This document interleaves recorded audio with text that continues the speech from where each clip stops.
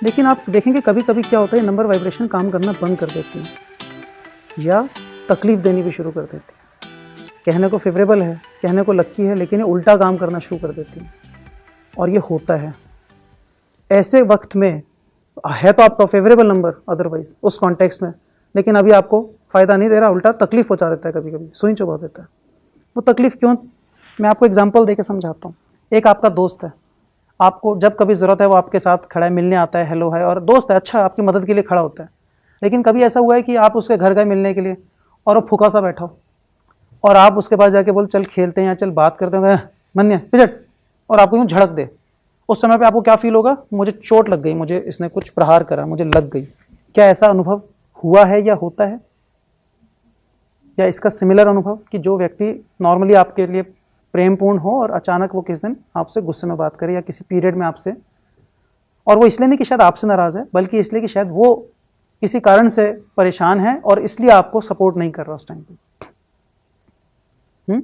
मेरे साथ बहुत ज़्यादा मेरे को देखने को मिलता है, क्योंकि मेरे इर्द गिर्द बहुत सारे ऐसे लोग हैं जो बहुत स्नेह रखते हैं और मेरे से अटैच्ड हैं और नॉर्मली हमेशा सपोर्टिव हैं, लेकिन कोई पर्टिकुलर पीरियड में वो उनकी सपोर्ट हमें फील नहीं होती।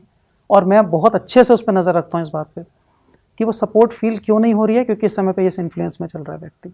ये इस वाइब्रेशन, मेरे लिए वाइब्रेशंस है, मेरे लिए मेरे इर्द गिर्द का संसार 9 वाइब्रेशन है। कोई भी चीज़ मेरे इर्द गिर्द है, मेरे लिए 9 वाइब्रेशन है। और जब वो वाइब्रेशन काम नहीं करे, मुझे तुरंत दिखता है कि इस समय पे मेरा ये नंबर तकलीफ में है, तो इससे रिलेटेड जो जो नंबर के व्यक्ति हैं या जो जो चीज़ें हैं वो मेरे लिए सपोर्टिव नहीं रहेंगी। तो ऐसे में अदरवाइज सपोर्टिव थे, उस समय पे नहीं हुई, इसलिए नहीं कि वो मेरे से नाराज हो गए, बल्कि इसलिए कि समहाउ किसी कारण से वो कहीं इन्वॉल्व हो गए और वो मेरे को सपोर्ट नहीं कर रहे, या उनका मन इतना उदास हो गया है कि वो सपोर्ट रोल में नहीं आ रहे, मेरे लिए हेल्प नहीं पहुंच रही, क्योंकि मेरे लिए वो वाइब्रेशन इस वक्त सपोर्टिव नहीं रही है। सुन रहे हैं नीलम जी? तो ऐसे वक्त में अगर मैं उस पर्टिकुलर नंबर की रेमेडी कर लूँगा तो उसमें मेरे को बहुत ज़्यादा रिलीफ फील हो जाएगा, एकदम से इंस्टेंटली रिलीफ फील होगा।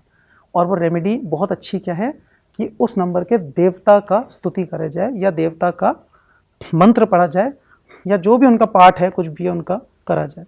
मैं ये नहीं कह रहा कि आप अगरबत्ती घुमाओ, पर मैं कह रहा हूँ कि वो पर्टिकुलर मंत्र या श्लोक या स्तुति जो उनकी अवेलेबल है, ठीक है, वो आप करें। तो ये लिस्ट बनी हुई है यहाँ पे। जैसे सूर्य के साथ अगर प्रॉब्लम है तो आदित्य हृदय स्तोत्र होता है, वो अदरवाइज भी बहुत पावरफुल स्तोत्र है, इन जनरल भी कोई व्यक्ति पढ़े तो बहुत पावरफुल है। लेकिन एक नंबर अगर तकलीफ कारक है, सूर्य है, तो आप आदित्य हृदय स्तोत्र पढ़ेंगे तो आपको बहुत ज़्यादा फायदा महसूस होगा। जिन लोगों के लिए केतु प्रॉब्लमेटिक हो गया है, 7 नंबर प्रॉब्लमेटिक हो गया है, अगर गणेश जी का ध्यान करेंगे, गणेश मंत्र जो भी बताया वो पढ़ेंगे, तो उनके लिए इंस्टेंटली फ़ायदा देगा। ठीक।